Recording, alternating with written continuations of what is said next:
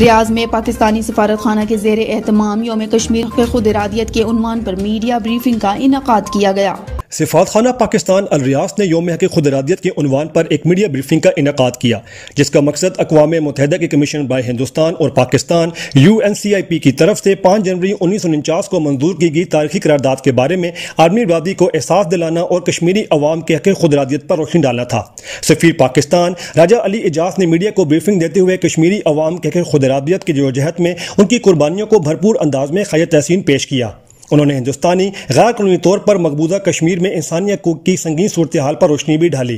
5 جنوری 1949 تھوڑی سی میں historic aspect سے بات کروں گا۔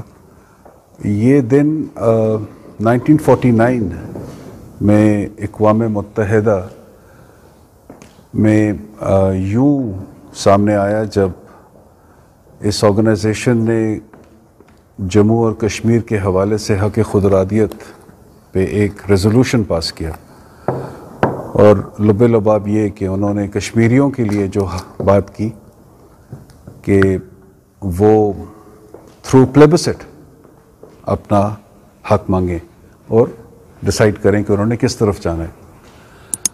تو اس دن کے نزاکت سے، اس کے موقع سے آپ نے دیکھا ہوگا کہ president of Pakistan, prime minister of Pakistan, انہوں نے بھی اپنے پیغامات ایشو کیے ہیں۔